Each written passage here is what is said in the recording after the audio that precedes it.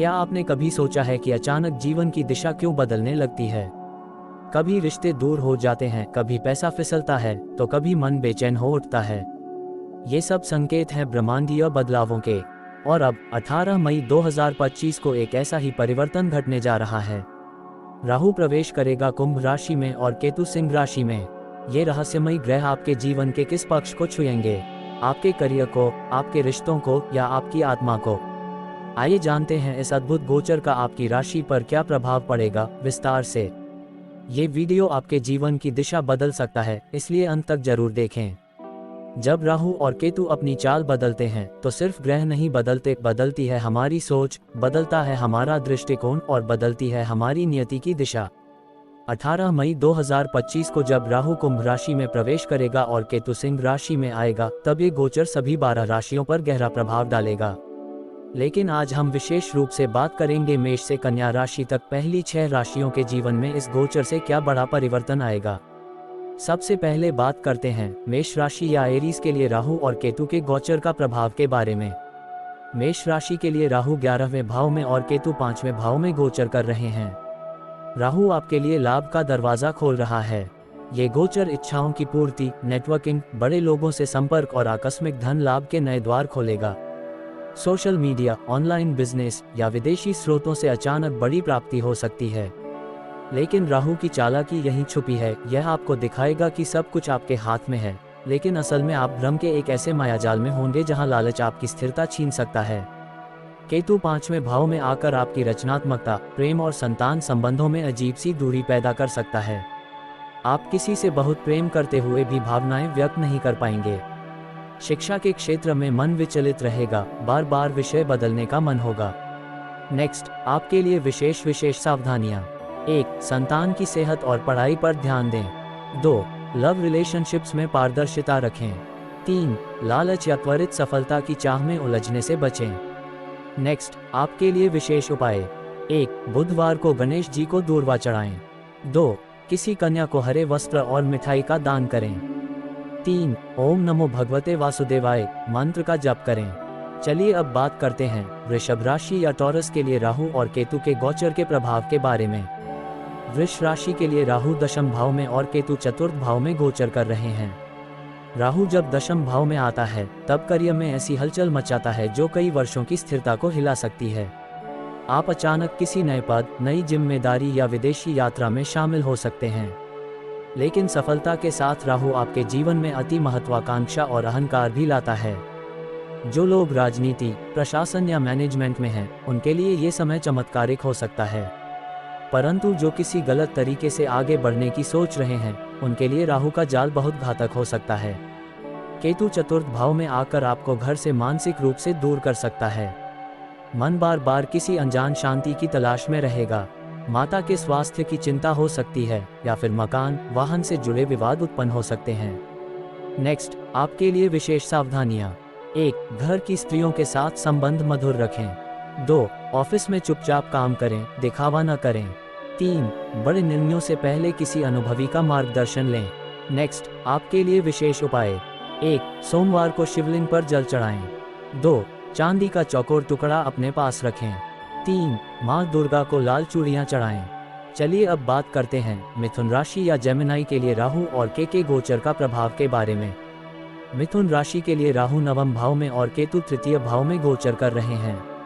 राहु जब 9वें भाव में आता है तो भाग्य खुद एक रहस्य बन जाता है। आप धर्म, दर्शन और रहस्यमय विषयों की ओर आकर्षित हो सकते हैं। लंबी यात्राएं होंगी, लेकिन वे आपकी आत्मा को भीतर से हिला सकती हैं। आप किसी ऐसे गुरु या मार्गदर्शक से मिल सकते हैं जो आपके जीवन की दिशा ही बदल दे। लेकिन राहु की प्रवृत्ति आपको अहंकारी और विद्रोही भी बना सकती है। आप अपने पुराने विश्वासों को तोड़ सकते हैं, जिससे समाज और परिवार से दूरी बन सकती है। केतु 3रे भाव में आपकी बोलचाल को रहस्यमय बनाएगा। आप कहेंगे कम लेकिन सोचेंगे गहरा। भाइयों से दूरी, संचार में रुकावट या मन में आत्मविश्वास की कमी का अनुभव हो सकता है। आपके लिए विशेष सावधानियां। 1. धार्मिक या वैदिक ज्ञान को मजाक में न लें। 2. भाई बहनों से दूरी या कटुता से बचें। 3. यात्राओं में सुरक्षा का विशेष ध्यान रखें। नेक्स्ट, आपके लिए विशेष उपाय। 1. गायत्री मंत्र का रोज 11 बार जाप करें। 2. नारायण कवच का पाठ करें। 3. सफ़ेद तिल और गुड़ का दान करें। अब बात करते हैं कर्क राशि या कैंसर के लिए राहु और केतु का गोचर के प्रभाव के बारे में। कर्क राशि के लिए राहु अष्टम भाव में और केतु द्वितीय भाव में गोचर कर रहे हैं। राहु जब अष्टम भाव में आता है तब जीवन के गूढ़ रहस्यों से पर्दा उठता है। आप अचानक किसी रहस्य, मृत्यु, बीमा, टैक्स, अनुसंधान या ज्योतिष जैसे विषयों में रुचि लेने लगते हैं। ये समय आपको मृत्यु के भय, अज्ञात चिंता और गहरे मानसिक द्वंद्व में डाल सकता है। ये गोचर स्किन, हार्मोन या मानसिक स्वास्थ्य से जुड़ी समस्याएं भी दे सकता है, अतः अपने स्वास्थ्य की नियमित जांच कराते रहें। केतु द्वितीय भाव में आकर आपको एक रहस्यमयी साधक बना सकता है। आप अकेले में समय बिताना चाहेंगे, नींद कम होगी और सपनों में विचित्र संकेत दिखाई देंगे। विदेश से जुड़ी गतिविधियां बढ़ेंगी। नेक्स्ट, आपके लिए विशेष सावधानियां। 1. अंधेरे विचारों से दूर रहें। 2. किसी के साथ अपने राज शेयर करने से पहले सोचें। 3. आर्थिक मामलों में पारदर्शिता रखें।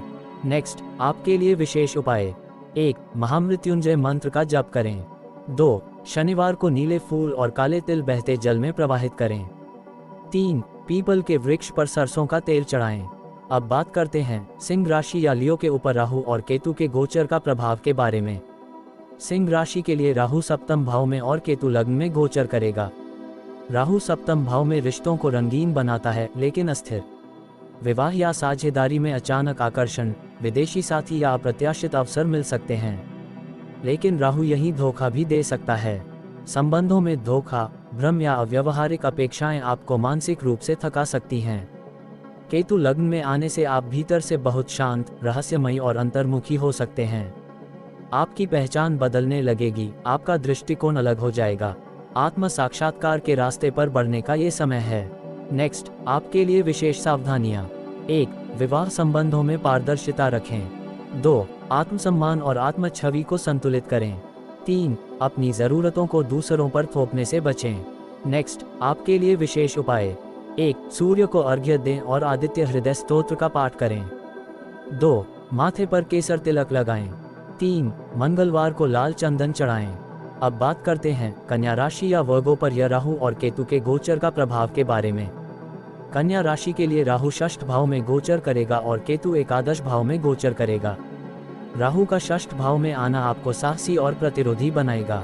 आप अपने विरोधियों पर हावी होंगे, लेकिन स्वास्थ्य को लेकर सतर्क रहना होगा, विशेष रूप से पेट, त्वचा या नर्वस सिस्टम से जुड़ी समस्याओं के प्रति।